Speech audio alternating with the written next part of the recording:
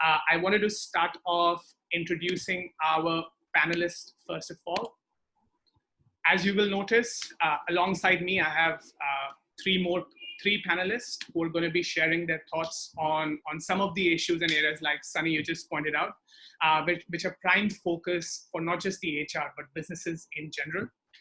We're going to be focusing on agile innovation from ground up. That would be taken up by Tanmaya. We're going to be speaking about inclusivity within remote and diverse teams.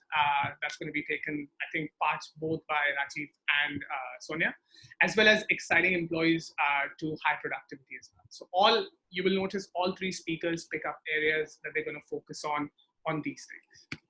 Before we move any further, I wanted to introduce our panelists for today. We'll start off with the lady in the middle, which is Sonia. Sonia Fernandez heads the HR team for APAC for MediaCom. MediaCom is a part of WPP. MediaCom is one of the biggest media agencies globally with offices in over 105 countries.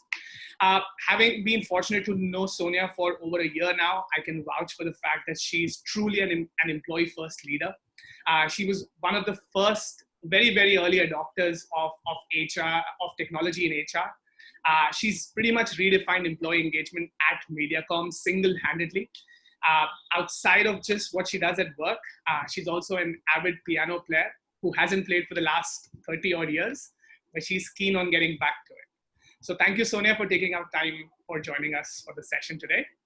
Alongside Sonia, we have Rajeev Bhardwaj. Rajeev is the Chief Human Resource Officer for APAC for Sun Life Insurance. Sun Life is not just related to insurance. They're one of the oldest financial services companies. In fact, during my research, I found out Sun Life had been in existence for over 150 years. For a company that's been that long, you'd expect a lot of old school ways, but Rajeev breaks the norm. He's actually one of the early adopters, and he's someone who encourages technology in HR. In fact, some of his initiatives around employee engagement and the HR practices that Rajeev follows are an example for a lot of people to learn from. And that was one of our top reasons why we have Rajeev during our session today. And then finally, introducing Tanmaya. I'd like to introduce Tanmaya and inFeedo in one go because I think they're just one single entity. Tanmaya started inFeedo with just a passion of giving employees a voice when he was 18 years old. Amber is actually our third product as a company inFeedo. Where we found resonance was HR leaders and business leaders understanding the value of listening to employees. From just building a bot that was there to hear out employees, Tanmay's focus has now shifted towards mental health. That's something which is very close to his heart. He practices what he preaches, which is one of the top reasons why we have Tanmay speaking on the topic as well. Outside of that, Tanmay also is a very avid piano and sax player as well. Something I missed out about Rajeev, I wanted to keep it right at the end, is Rajeev was actually a few years ago, Rajeev was a radio jockey at one of the top Indian radio stations as well. In fact, the only radio station in India at the time. So we have some very interesting personalities, very interesting takes on what they do as business leaders. And we'd love to hear from you guys on areas that you're going to be focusing on. Without further ado, we'll get started. Tanmay, we'll start first of all with you. We're going to be focusing on how businesses drive agility and innovation from the ground up, especially in the current scenario working remotely. Thanks, Bhavan. That question's loaded with buzzwords, and it's like 10 questions in one, where keywords like, agility, innovation, remotely, ground up. So it's quite packed. I thought the only way I can do justice is just share our story on how we arrived at what we arrived at. So I was 18 years old, as Bhavan said. This was back in 2013, right? Figuring out how to start a startup. And from 2013 to 2016, right, for 3 years, the kind of progress I made with my co-founder was abysmal, right? Because like the effort to output ratio was like 1,000 to none. Because we constantly kept figuring out all kinds of things, kept reading all kinds of books, watching all kinds of inspirational videos, learning from leaders. We just couldn't figure stuff out, right? Until crisis hit us, and this was about August 2016, when what essentially happened is like we gave up, right? Because we said, you know what, this isn't working out. We announced a shutdown. We did have money left in bank, but we were just not happy with the outcome of what we had made. Like we basically said, this is not what we set out for. So we announced a shutdown. Like I had tears rolling down my eyes. I called my team for an all hands. All hands was 3 people, by the way. So 3 of us, all hands, tears down our eyes, and just a really, really bad time. And that's when I stumbled across this thing called the Google Sprint. Somebody just told me, have you read this book? I said no. And like, of course, I never read books, but at least at that point of time, when I was at my absolute lowest, mental well-being was a challenge. Company was all over the place, tears, like just really, really bad situation. So I read the book, right? And the book basically taught me that what you can do is you can rally your whole team for 5 days, run a process. And typically I wouldn't have done that, but because we had nothing to lose, we had announced a shutdown. We said, let's try it out. So we tried a Google Sprint for 5 days in August 2016. And the outcome of that sprint has brought us where we are today, right? So it's amazing how a crisis, and if you see the graph on the left, right, this is a graph I sent to the team way back in 2016, and I pulled it out. It took me an hour to hunt for it. So what you see here is a crisis actually forces you to do things you've never done before, do the unthinkable, right? And realize that there is a new possibility out of that. And then, of course, when you are in that state where things are going well, you arrive at BAU and you try to keep things as smooth, as clean as possible. But then that leads to a crisis again. And what happens in startups, why you see startups innovating a lot, is startups are hit by a crisis every day, right? Because startups don't have the right systems, there's a lot of randomness, et cetera, et cetera. So what was the Google Sprint? Day one was all about literally identifying your ambition, your problems as a team you want to solve for. Day two was figuring out what's in the market, ideating together. Day 3 and 4 was, of course, prototyping, and day 5 was presenting it to HR leaders. And here's where I want to give you the funny catch. The outcome of the sprint was never what we've built today. Like we said that how about we create, let's say, a life cycle driven survey where somebody is present at different moments to understand how you feel. But it was never a chatbot. So a couple of weeks later, I went to Tech HR, which is the largest, of course, HR event in Asia. And we went there. We didn't have money, by the way. We were just sitting in the lobby waiting for speakers to come out and just sort of, catching hold of them over there. And when we got hold of those speakers, one of them happened to be a senior leader at a large company. I think it was Wipro, as far as I remember. And the guy there says that they had a physical robot who was understanding emotions.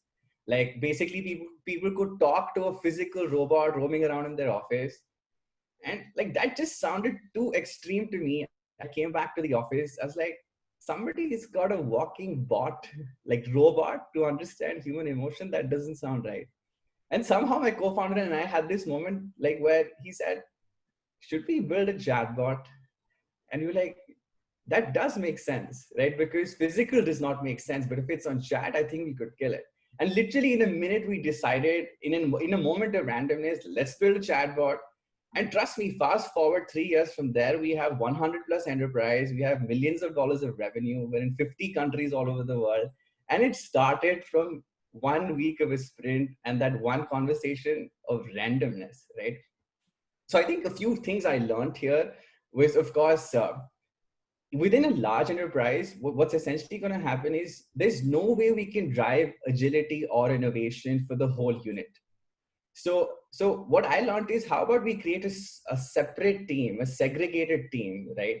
With some different code of conducts, right? For example, number one, this team of maybe 10 people, 20, 100 people, whatever you want to define, this team is okay with failure. Because ironically, it is a crisis of failure, which requires you to sort of, Bhavan, if you could go back to the previous slide. Yeah, it is ironically a failure which is required to innovate. Like you fail 100 times, we failed 3 years to arrive at where we arrived at. So this team would actually have a KPI that how many experiments have you failed at, and encourage failure because our KPIs are designed to avoid failure, right? Second thing would be this team, the deadlines could go all over the place, because this team is focused on constant innovation, constant randomness. Things will come up, things will go.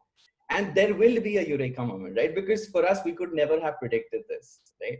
And of course, radical candor now, and Bhavan, now you can move on, is an extremely critical point that we learned again the hard way, is that, let me describe it for you first, in fact. So radical candor is basically on the x-axis, you see, do we challenge our peers in our team directly? And do we care personally, right? So that's the y-axis. Now, what happens in most cases is we land up on the top left. We care so much about our colleagues and team members. We think that, okay, their work is not good, and we don't say it to them because we think we're being nice or empathetic. But it's actually ruinous to them because we're not telling them what's wrong. And of course, we do have those toxic people, which we always recognize, who challenge directly but have no empathy at all. That's obnoxious aggression, right? The bottom left is very, very rare. But the top right is a core principle we have to establish within this team, that maybe our enterprise is used to bureaucracy or just being nice to each other. But this separate team that you carve out, right? The culture, the core value that we have to drive is radical candor, where you can tell somebody on their face that, you know what, I think we have something better we can do. And I'm saying this because I care about you. It's funny how obvious that sounds, that everyone should act like that, but you'll be surprised to know, like, 58% people prefer talking to a stranger more than their own manager. And that's more than half of the people in this call. So clearly there's a problem, right? So to summarize, and so to say that, I would say that once you carve out this separate team, we can have a goal on failed experiments. We define innovation by the act of changing human behavior, right? And that's something we learned as well. Give them that goal and celebrate failed experiments. That's what I've learned, at least. But I think I'm the underdog on the panel, because I'd love to hear Sonia and Rajiv's opinions, and of course, your ideas on agility and innovation, because you guys have a large enterprise. So I'd love to hand it back to you, Bhavan. Thank you, Tanmaya. I was just about to ask Rajeev. So something Tanmaya just brought up is, with a startup, agility just isn't the blood. But Rajeev, how do you take care of that? Being a part of such a mature organization, how does agility and innovation, how could you share maybe a couple of tips on how you've been able to ensure these key areas in a mature organization?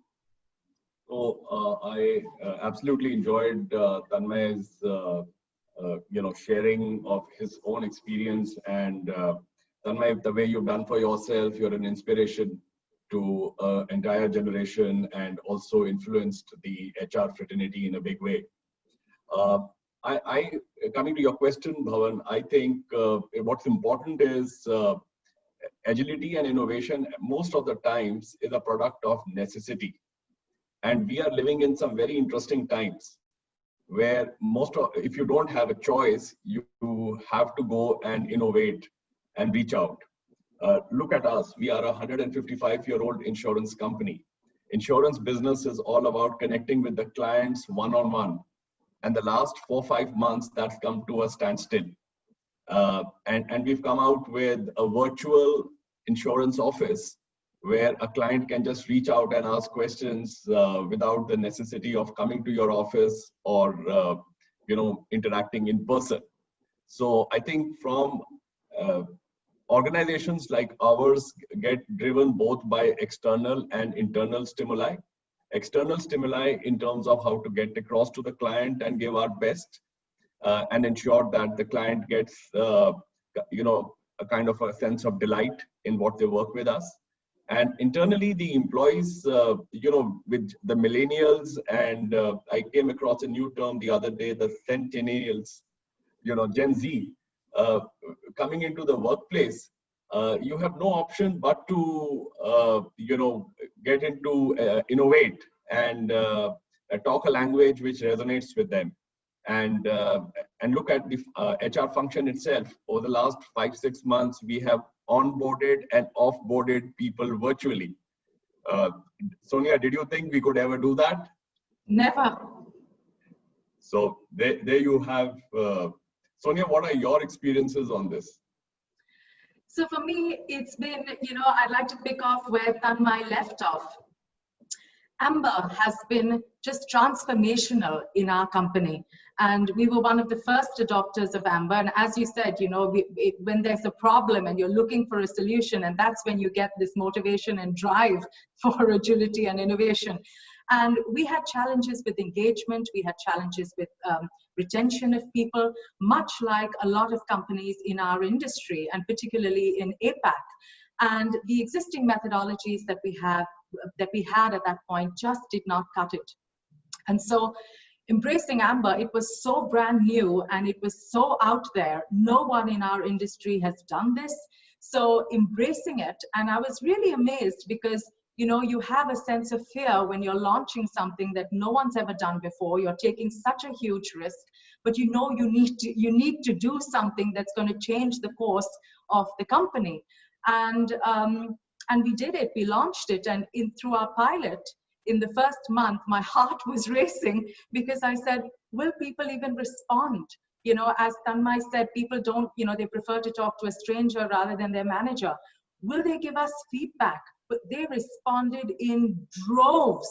After the first month and the pilot and the success, we said, okay, we're on to a winner here. And within 6 months, we started scaling Amber. From Asia Pacific, we started scaling it globally across MediaCom's 105 countries. And we're so proud to partner with inFeedo because Amber has made a huge difference to our employees' lives and their careers. So yes, we had a crisis of sorts and we needed to find innovation, and we did it with Amber. Awesome. Sonia, thank you so much for sharing, and thank you for talking such nice things about Amber. I'm sure Tanmaya is already super excited. He's trying to be calm listening to everything. Thank you so much. I also want to encourage all the participants here. Anytime you have a question, you don't have to wait for anyone to finish. Just type in your question. At the first possible instance, I'll make sure your question is passed on to the panelists so they're able to answer it through the next half an hour or so. Moving on, Tanmaya, thank you so much for sharing your thoughts, and thank you, Rajeev and Sonia, for pitching in and talking about agility. Something we've often spoken about, but gets lost as well. But it was great hearing your thoughts on how you guys think of agility and working in innovation. We move on to our next point, where Rajeev is taking us through something which is very often spoken in conversations within teams and outside as well, is productivity. At the current situation with remote work, productivity and fatigue are two key things that people are speaking about. We wanted someone of Rajeev's experience to really share with us on how you maintain a balance. How do you ensure that productivity and fatigue are two things which go hand in hand, we understand, but how does Sun Life take care of those, and how has Rajeev gone ahead and figured this out? Rajeev, over to you. Thanks, Pawan. I think as we start looking at the concept of productivity, I do want to mention that while the world around us has changed beyond recognition, the expectations have not. So when you talk about productivity, you still expect the same sort of results you would while you were at the same workplace co-working. I think one of the things I'd like everyone to kind of get a bit of a context about is, what does productivity depend upon? It depends upon the emotional and physical well-being of the employee. It also depends on a trust-based culture where if you say you're working, it's expected that you are. And also the social engagement styles. You know, Asia happens to be a very high-touch, high-context culture. So from a engagement style also, it's very different. So some of these elements we need to keep in mind when we look at how we look at productivity. Also, most of the employees today have been thrust into a situation which is very unfamiliar. In the best of times, we could get 5 to 10% people to work remote, while 90% people would be at work. You have a scenario today where 100% people are working virtually. And this is a paradigm shift, you know, which has brought up its own issues. There are roles which may not be suited to remote working. There may be individuals who may not be inclined to do that. And I think there's a lot of requirement for empathy from the managers, and also compassion to understand that we are in a transient phase, and therefore when we look at how do we get the best out of people, our managers and leaders need to be trained on how to lead remote teams effectively.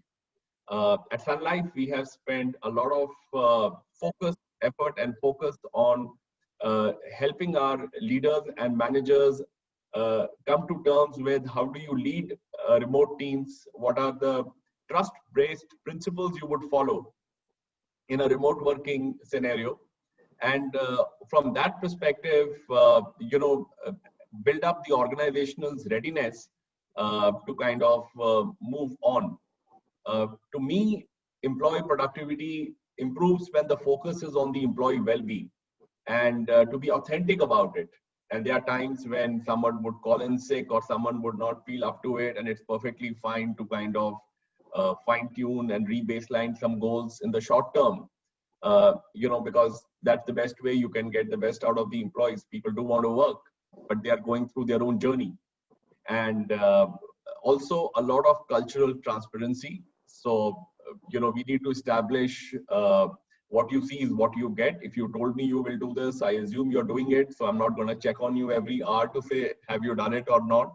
And if you were not able to do it for some reason, I trust you that there must be a good enough reason why you didn't do it. And more often than not, people will not let you down. The work would still get done to the best of everyone's ability. And of course, I cannot but stress on the whole concept of not only communication, but over communication. There is nothing like under communication in a scenario of remote working, because you do not know when are people picking it up. So even if you're communicating with a regular cadence, it's something which kind of works well. And we've used that in our interactions with our employees, and also, ensuring that everyone gets to feel the empathy and compassion, and it is not something you mention, but you demonstrate, and that's something which is important. Moving on, how do you sustain productivity over a period of time? And I think it's very, very important. We spoke about well-being, and I know a lot of organizations are working on that. I see Amber as a tool, which is a dipstick on employee well-being and how employees are feeling, whether they are stressed or not, and taking the inputs from there and building into the organizational framework. But I think more importantly, leaders need to lead by example. You cannot have meetings in lunchtime. You cannot have late evening meetings. So if you're talking about maintaining a routine and maintaining balance, and taking time off, you need to lead by example and ensure that the employees are getting to see that, and they are also able to be in an environment where they can also avail the same benefits, where they need to take time off and they need to switch off. It's absolutely fine.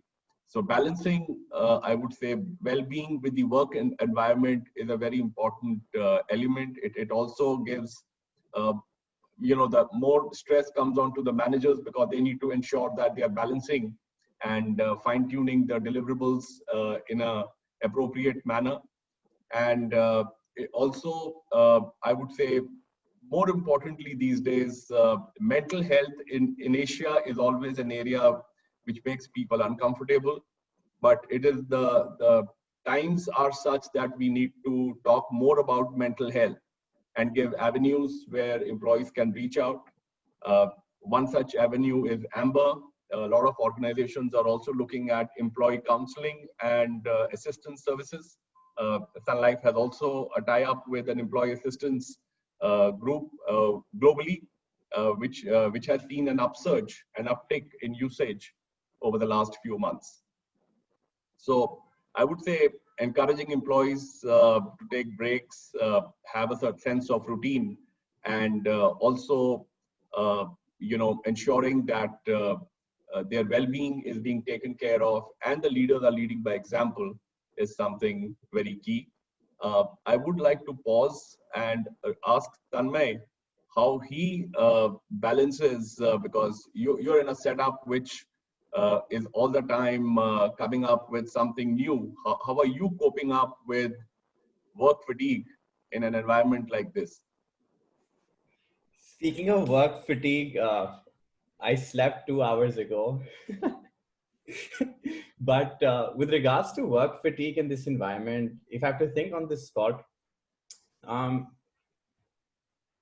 what I've noticed is it's super critical to set the right expectations, because what ends up happening is sometimes we, out of habit, we will just say, let's have a meeting at 2 a.m., let's have a meeting on Saturday, let's have a meeting on Sunday, right? And just that imbalance leads to like an extreme burnout, right? Especially in like high growth cultures, or like, for example, the team I spoke about, if you carve out like an experiment, agile team, right? And they're working 7 days a week, 24 hours a day. It's a marathon, not a sprint, because you don't want them to just shine for a week, celebrate that remote work is like beautiful for a week, which is what happened to all of us. The first 2 weeks, everyone was like, oh, remote work is amazing. And like 3-6 months later, all of us are just losing our minds, and it's just so drab, right? So the whole balance around setting boundaries, not just for our peers to not sort of block into our personal lives, but boundaries personally as well, right? With regards to, okay, when do I end my day? When do I start my day? How do I work? These simpler things, it's interesting how the organization will have to help the employees self-reflect, right? Again, like, it's obvious that we should be doing this, but as HR, as leaders, like we sort of have to guide the employees on how to deal with this, because like, no, we weren't born to stare at a screen and talk to like 100 people like we are right now, right? This is not what we're designed to do as human beings. So therefore, the HR has a huge role to play to sort of figure out how to balance the fatigue at work that's triggered by imbalance and extremities. Absolutely. Thanks, Tanmaya. There's also a question from Clay in terms of how are we encouraging physical well-being of our employees. Well, Clay, you would be surprised to know that the leaders actually did a dance video and posted it on the company's intranet, and also solicited employees to come up with their own dance moves. We had a virtual Zumba session. So you're coming up with creative ways of driving attention to physical well-being, and also, helping people figure out what is it they can do while being safe and secure. Rajeev, thank you for answering that. Before I let you go forward, I think something that everyone's waiting for, and Tanmaya has just touched upon. I'd love to hear maybe a few tips that you might have that our attendees today on the call can take back and maybe implement to ensure that that productivity is still maintained, whereas while working remotely, but the fatigue part is taken care of. So we'd love to hear maybe some tips from you and Sonia. Sure. So I'd like to repeat what Tanmay said about setting boundaries. I think having a routine is very important. So you have to be very disciplined about when you're starting your day and when you're finishing it. The first couple of weeks, the workday never seemed to end, because it would have started way early in the morning and would stretch way late into the night, and it's not sustainable. So coming up with something which works and which is sustainable, and a routine is, I would say, very critical. Second is organizations like Sun Life have also opened up collaboration tools to employees, families, and friends. So I can call up my family, maybe living, or friends on Zoom, and have a chat. I think we need to rediscover the art of being virtually social. That is very, very important, because we spoke about Asia being a high context, high touch culture. So you get your energy from people and connects. And it's very, very important to kind of do that. Communication is very important. A regular cadence of communication, I mentioned before. So connecting, communicating, and collaborating. There are a lot of collaboration tools, including the one on which we are interacting at the moment. So, making collaboration techniques, technology, using it to kind of make work fun, and make, bring in an element of regular normalcy to what is clearly not a normal situation, is very important to kind of help sustain emotional well-being and getting the best out of our employees. So over to you, Sonia. So, apart from the points that you've made and Tanmaya has made, so we've experienced similar situations, right, with work fatigue, so on and so forth, and, have similar solutions to address them as well. And the one thing I noticed is when I did a quick analysis of the people that were talking about exhaustion and burnout, and a lot of them tended to be our high performers. Because the high performers in a COVID situation, when working from home and things needed to get done, deliverables needed to, happen within a 24-hour period or so on and so forth, teams were landing up pushing a lot of the work to the high performers, the people they knew they could rely on, that would deliver. And so these people started taking on more and more and more and were really starting to get fatigued. That's one of the interesting insights we had. So we stayed true to what we were doing prior to COVID, is rigorous KPIs for everybody. Know what you're supposed to do and know when you're supposed to do it and know how you're going to be measured on this, so that this kind of displaces the work and it doesn't overload people who are, more driven or more motivated to doing it because they're breaking down sooner. The other aspect is annual leave. People are not taking leave. They're not taking breaks. They're not taking time off because there's nowhere to go. There's nowhere to travel. So, a lot of employees say, I just don't want to take my leave because I can't go anywhere. And the point of not taking leave is exacerbating an already complex situation. So what we've done is really push people to take leave. Even if it's leave, whether it's 2 days, whether it's 3 days, it doesn't have to be 3 weeks at a stretch, but take leave and take breaks. So those are the couple of elements that I thought I'd highlight here. Thank you so much, Sonia. Sonia, while you were speaking, we had a question from Mark Limson, and I want to bring that question up now because I think it's relevant to what Rajeev and you just shared. So Mark's asked that, do you think the companies are prepared for their employees to go to remote work, and how can we transition in such a way that there is no employee withdrawal? So at the beginning, we weren't prepared. Nobody knew what was happening. We were all taken by surprise. And, to Rajeev's point earlier, you'd have a minority of staff that would really be remote working. So now to have this in droves with all and sundry working from home, no one was really prepared for that. But you started learning very quickly as to how to make this work. And we all had to Tanmaya's presentation earlier, with a crisis comes agility and innovation. And we all had to do this in one fell swoop very quickly, globally. So there wasn't a sense of, okay, we know what we're doing. We were learning and making mistakes along the way. And we found a balance. I can't say we've got it perfect. And, as Divya has just mentioned, being adaptive is the key. Absolutely. And we're finding our way. We're still finding our way. In some markets, like, China, they were working from home. They came back into the office. And then Beijing went back to work from home and then came back into the office. So there's just so much of change that's coming along where markets are in and out. Some are, under lockdown. And we're adapting, where we're learning as we go along and trying to do the best we can and get as prepared as we can as we go along. Awesome. Sonia, thank you so much. I have one more question each for Tanmaya and Rajeev from our attendees before we move on to what Sonia is going to talk about. So question for you, Rajeev, is from Ravi. And I think you're the best suited, I feel, to answer this. Ravi just asked us, what capability shifts have you seen most critical to being successful in the current situation?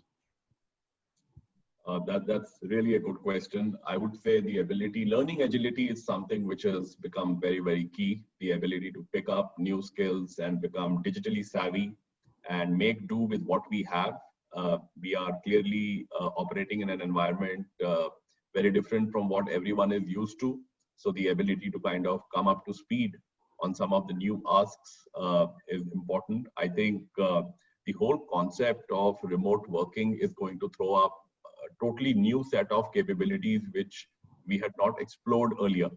And I think while as an industry and as a function and organizations are in transition, what would really help people would be, a disciplined work style, ability to kind of use different collaboration tools, leverage technology, and also view things from a perspective of what is required.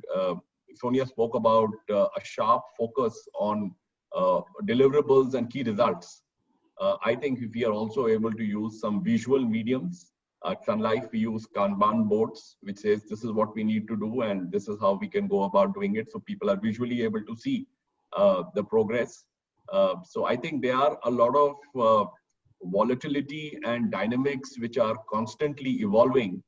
And the biggest, word of guidance I would have for the audience would be to have a distinct sense of acceptance. This is here to stay. We don't know what we don't know, but make the best of what you know and what you can do, because what is in your control, you can deliver. And at the same time, be open to experience, because openness to experience will become a very critical skill as we evolve. Awesome. Rajeev, thank you so much for the response. I think something you brought up right at the start about making do with what we have is, I think, the biggest thing to ensure that whatever we're going through, that's where it really starts from. I have one more question before we go to Sonia. The question could have been answered by any one of you, but since the question's been tagged to Tanmaya, I'm gonna pass it on to you, Tanmaya. The question is, how do you gently set boundaries of ending your work when your boss works long hours? The question could have gone to all three of you. You all three lead big teams, so that's more of a question for you to ensure your team members understand that. Good question. Two alarming keywords in that question is gently set boundaries and boss, right? So these two words, of course, stand out. But the way I react to that is, of course, like effort does not correlate to impact, right? 3 years, we didn't achieve anything. In 1 week, we achieved, like, the outcome of that is $1 million, impacting the lives of 300,000 people and so on. So clearly, we know that work hours does not correlate to output. The way I would think about this, and I don't have the right answer, right? But the way I would think about this is, I would say that if you don't ask, the answer is always no. I'd start with that. And I'll always make it an exchange, because from a leader's perspective, if you're saying you're going to work less, that doesn't sound right. But if you just say, I'm going to work less, but here's something else that I would do. I would give you a weekly report of what I'm up to. I would work on KPIs on a weekly basis instead of a monthly basis. So you have to come up with something else. You can't just sort of, like, if I were to go to my leader, I wouldn't just go by saying, you know what, I'm working lesser hours. I'd balance that with something else as well. But there's no right answer. Like, it entirely depends on your so-called boss. I'd be honest with you. But Sonia, I think you'll have better answers for this one. No, I think you said it very well. Fair enough. I've always learned working smarter is much more important than working harder. So I think that's how I would summarize this particular question. Bhavan, I had a view on that, if it's okay. Absolutely. Go ahead. I think we need to follow an approach where, as an employee, I need to align with what exactly is my boss working towards. So I understand what are the key priorities. I then need to calibrate my individual work style with my manager, so he understands what kind of a work style and what am I comfortable with. And 3, I need to be consistent in delivery.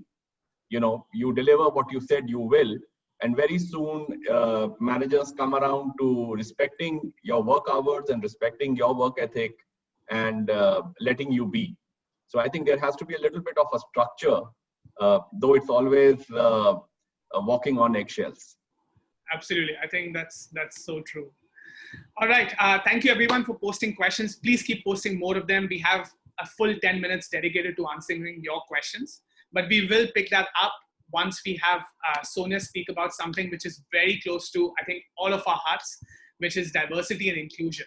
Even though diversity and inclusions have been words that have been used probably for the last 10 years, they've taken a whole new meaning with this remote work setup.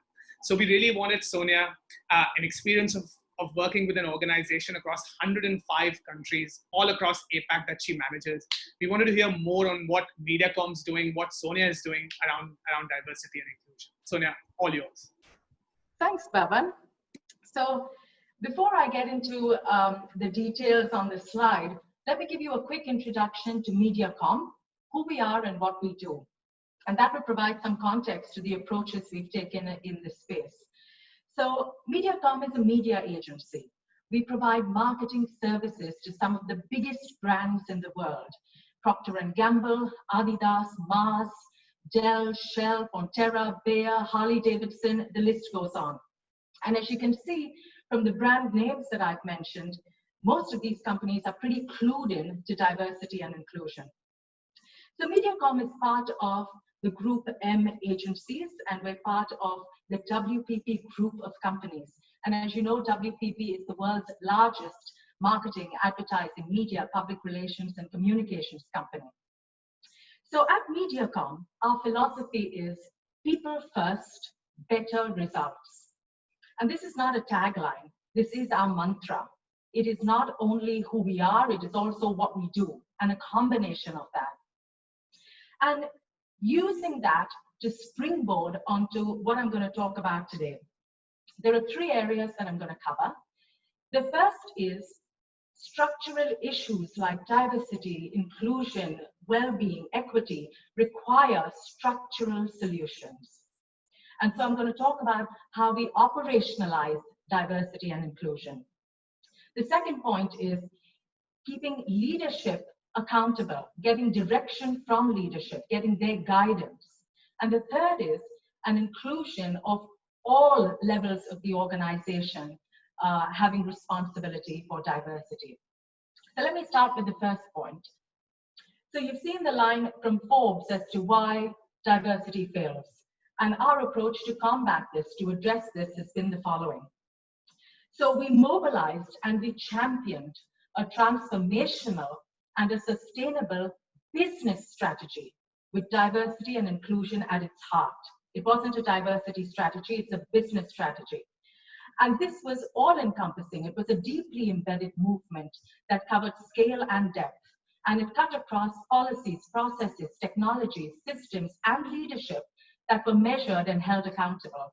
And this is in all aspects of the employee cycle, from hiring, training, pay and promotion, career sustainability, all with a zero tolerance to discrimination. So let me give you some examples. You know, when we pitch for new business, we pull together a pitch team. When we're servicing clients, we pull together a client servicing account team. When we're pulling these teams together, it's not just based on their technical capabilities and the client's requirements, but we also match up the diversity requirements from the clients. And this is on many variables of diversity. And here is where diversity becomes part of our revenue. It's part of our growth strategy. It doesn't sit as a cost center in HR outside of the heart of the business. Another example is on process. We do talent mapping, and we did this prior to COVID, and we've been doing this remotely in the last few months as well. So I partner with the 15 CEOs and MDs. As Bhavan mentioned, I'm in charge of APAC for talent. And in APAC, we have 15 countries. So I partner with our 15 CEOs and MDs, as well as our APAC regional team. And we spend 2 months rigorously talent mapping our people. And this is across multiple variables of talent. And what has the result been? Today, 65% of our employees across MediaCom APAC are women. 55% of our leadership teams across APAC are women. And the pipeline for those leadership teams, the succession planning, 60% of the pipeline are women. And this is what I mean when I say people first, better results. Another example here is with Amber. You know, we referenced Amber earlier. We've had a fantastic adoption rate from our people with Amber. They provide us feedback every day on an ongoing basis. But feedback without action is just extremely frustrating. We all know that. So our CEOs and MDs are charged to take action on all of the feedback that we get every day on an ongoing basis. The result of that, we retained 82% of people that were thinking of resigning, of which 73% are millennials and 66% are women. And here's where Amber, through innovation, has really helped us with our diversity and inclusion approach. The last example I want to give here is on global mobility. So we have a huge global mobility offering to all MediaCom employees worldwide. And 1 in 10 of our employees are living and working outside their home country. So we've got 10% of our staff on global mobility assignments. And why have we done this? Because we believe in cultural cross-pollination. We believe in diversity of ideas, experiences, and thoughts to solve problems and client issues. And the result of this, we've retained 98% of people on global mobility assignments. We also use technology over here. We use a tool called Culture Wizard. And we use this for 2 reasons. One is for members of multicultural teams, we benchmark them against cultural variables in the workplace. And the other is for e-learning. So we have various e-learning courses on global mindset, working with global teams, building empathy, expat adjustment. And this has helped our people increase their acceptance and build empathy towards people and break down barriers and reduce their biases. So that's the first point in terms of operationalizing diversity, inclusion, equity, and well-being, having structural solutions to address structural issues. The next point I want to make here is on accountability, sitting with the CEO and not HR. So a couple of months ago, MediaCom, this has been through COVID and through remote working, MediaCom appointed a new global CEO headquartered in London. And the first global address that our CEO made to all employees was on diversity, inclusion, equity, and belonging. He saw this as a priority beyond any other messaging to the company. Since his speech, a Global Diversity and Inclusion Council has been created. Members from all regions across the world are part of that Global Council. A Charter for Change has been created, which is a 10-step Charter for Change. Implementation has already started on that 10-step charter. We've established a well-being hub, a careers hub, because it's been said that talent is everywhere, but opportunities aren't. So we want to have transparency with hot jobs and opportunities. So a careers hub, a diversity and inclusion hub. And all of this, the point I'm making here is, all of this has happened in less than 6 weeks after the CEO made his speech and insisted that this is going to be a priority for the company. So this is the impact a CEO can have to mobilize everybody and get them rallied together in the space of diversity and inclusion. The third point I want to make here is everyone is responsible. And the example I'll give here is on global connected pitching. So in the agency world, our business is about pitching. The heart of a media agency is pitching for new business. And people win new business. People win pitches. So we wanted to pull together, then find and connect the next generation of talent, of our super talent on new business and on pitches. So what did we do? Through technology, we kept revenue and growth at the heart, with diversity underpinning this. With all of us working from home, we have launched a global connected pitching competition. And this is across 105 countries with over 1,000 employees, all working across countries, cross cultures, formulating teams, working on briefs, working on pitches. And this is the competition that's going to run for a period of 2 months, in the next 2 months, until we come through with the winner. We've also tied this to a learning and development program, because once we find our top 100 people who are our pitching experts, we want to put them through a learning academy. And this is going to be people from all across the globe pulling in together. So to summarize, 3 points: operationalizing diversity, the leadership has to be accountable, senior leadership, and the third point is everybody is responsible. Sonia, thank you so much. Some great points. I actually had follow-up questions to ask you, but you answered them while you were talking. So my question around has remote work impacted the D&I? I think that's gone out of the window because you had no mention about remote work, but that was something that came from the CEO and became a priority of MediaCom as a company. So thank you so much for sharing that. But while you were talking, I thought of something and I wanted to get Rajeev's thought on this. Rajeev, Sonia spoke very highly about technology. She spoke about Amber. She spoke about another culture wizard that these guys were using. Do you think, Rajeev, that technology somehow has been able to ensure that the unconscious bias in HR practices gets taken care of? How have you guys implemented technology for these things? You see, technology definitely is to a large extent an equalizing phenomena. It kind of takes away some bit of the unconscious bias, but it's also a question of education and evolution as an organization and as a culture as you kind of move forward. We operate our Asia Service Center business, which is the shared service arm for Sun Life Global out of India and Philippines. Philippines has a gender diversity ratio of almost 50-50. But in India, it is 35-65. And we always have a certain catch up to do.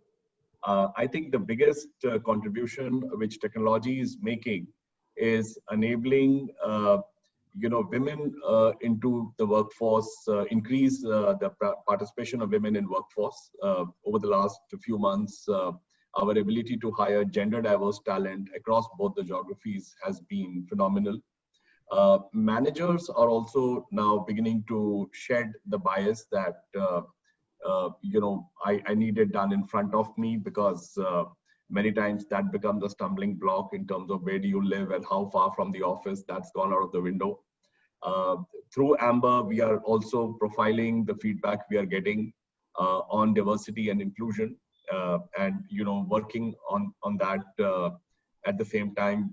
Inclusion and equity is also a big focus for Sun Life, and we've recently been rated as one of the top 100 companies for women in India. And but it's a journey, and while we use technology, end of the day it's mindset.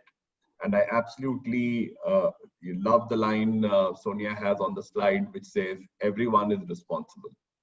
And I think that collective responsibility is what will take us forward on this very critical organizational imperative, which is across organizations. It is consistent in how the leadership views it. Rajeev, thank you so much. Some great thoughts. We'll move over to the questions that our participants have shared with us. And there are two questions, one from Guru and one from Divya. I want the first part to be answered by Sonia because it's been directed to her, and the second part by Tanmaya. So Sonia, Guru's question was, when you launched Amber, what did you do to ensure that your employees were talking to Amber? What were some initiatives that you guys took? And were there any cultural nuances that you guys took into consideration when launching for 15 odd countries in just APAC? So in launching Amber, we had, it was almost a campaign. We're a media agency. Hey, we're great at campaigns. So it was a communications campaign, a building trust campaign for employees, because employees needed to trust. We needed to have credibility with this brand new platform that we were launching that no one's ever done before in our industry. So it was a process of communication, building trust, explaining to people what this is about, reassuring them that if they provide feedback, action will be taken. Because people are just so fed up of telling management what they want and no one does anything about it. So reassuring them that that was going to happen, reassuring them of confidentiality. The other thing we've done with Amber, in every market, it is only the CEO that has access to Amber for his or her market, because it's the CEO that's held responsible to take action on that feedback. So whilst we were launching in the first month or so, these were the things that we were keeping in mind, with the town halls and with the webinars that we were doing. And as we started progressing, when feedback started coming in and action started being taken within one day, within 1 week, when policies were changing, processes were changing, issues were being addressed, conflict was being handled, client work, because we also partner with our clients when we work with Amber. And when that was seen and it was made visible and it was covered, it suddenly started sparking even more momentum.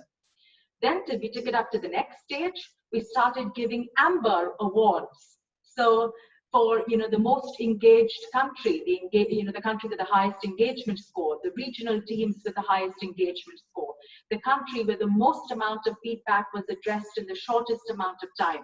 So we had about 12 different awards that we gave, and we really rewarded people across the region and highlighted them to all our employees. So this built even more momentum going forward. So those are some of the things that we did. I hope that helps. I think it made a lot of sense. And I remember seeing on LinkedIn, your business leaders posting about winning awards. I remember the CEO of Thailand posting about winning an award for the most engaged audience. So I remember that. Thank you so much for sharing. Now, the second part of the question is, Tanmaya, that's for you. If MediaCom hadn't done all that they did and got accepted by the audience, by their employees, how does Amber play a key role in helping the HR in terms of strategy for people when they do not respond to Amber? How does Amber help engaging the pulse of disengaged population? That's a question from Divya. Thanks for the question, Divya. And I love how we try to keep these webinars neutral and Amber always takes the highlight. Thanks for the hidden sales pitch, Sonia. I was not expecting that, but I just thought I'd address that. So before I sort of answer that question, how we deal with this is we've productized a bit of it, and we do a bit of it with our customer success team. What we do is, even before the conversation starts, there is a trust statement that is thrown to the employee, and they have to see it, where you see exactly who has access to feedback. And like I said, like more than half the people don't trust their own manager. So managers don't have access, like Sonia just said. So it's called out in writing that exactly these 7 people or 12 people have access. One. Second is, of course, the fact that because it's not anonymous by default, right? We encourage a culture of trust. It's like a drastic switch from just spewing negativity in anonymous feedback forms to actually thinking about how to write constructive feedback to Amber, because it cuts across hierarchies and goes straight to the CEO sometimes, right? So that's the structure. So overall, trust statement is one big element which helps build trust. The second, of course, is the fact that every follow-on interaction, it takes time, right? So every follow-on interaction, Amber says, last time, Bhavan, you had a problem with your manager. I'm Bhavan's manager, so it's funny. But last time, Bhavan, you had a problem with your manager. Has that changed? Right? So the continuum over time actually ends up building trust, because sometimes we as human beings forget what the employee said, but Amber remembers, Amber empathizes. So it's actually not a trust issue sometimes, and neither is it survey fatigue. It's actually lack of action fatigue. So to close the answer, I'd say, think about an employee who's going through a really tough time with their manager. For them, they just want that problem to be solved, right? It's lesser about trust. It's lesser about surveys. Anything that can help get a toxic manager solved, they'll do for it. So for us, it's more about driving proactive action and calling out specific names to the CEO, and not sending anonymous forms on your doorstep. And then you're looking around which neighbor put it on your doorstep. It just makes things hostile. So that's how we feel about it. But then again, Sonia has done it so much better. Like, she's used our product in ways we didn't imagine. So thank you for that. Thank you, Tanmaya. Thank you, Sonia. We have time for 2 more questions, but before I go to the final 2 questions, I just wanted to let all the attendees know that I'm just passing on a small poll over to you guys. It's 4 questions, shouldn't take you more than 20 seconds. If you guys can just fill that out, it'll help us understand some of your takeaways, what you picked up, and just make sure that we are continuously evolving such webinars that we host in the future.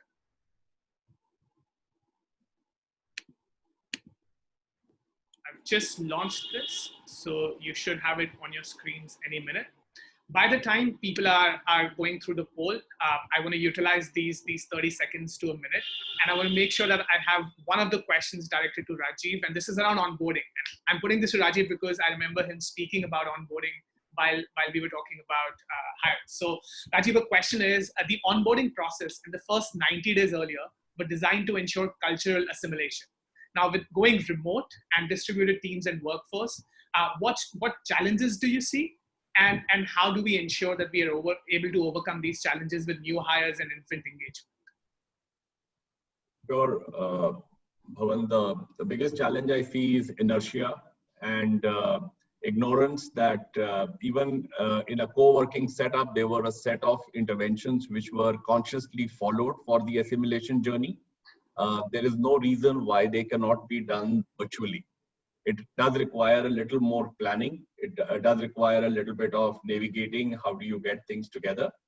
But there is, we've been kind of running our onboarding programs. After the initial 4 to 6 weeks, we got the cadence back, and we've been running them as before.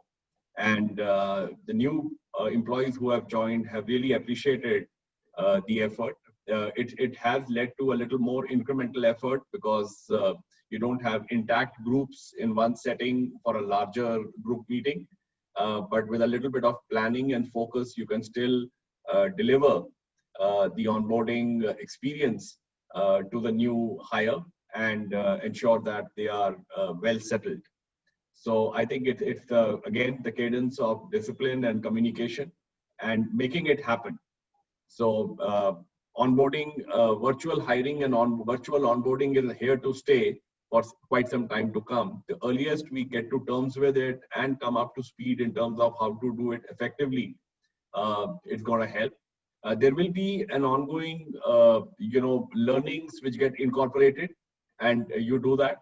I see Amber being used very effectively. We have the 15-day touch point, the 30-day touch point, the 3-month touch point, and there is a lot of useful feedback which comes from there in terms of what other stuff are the new hires expecting, which can be then built back into the design and delivered.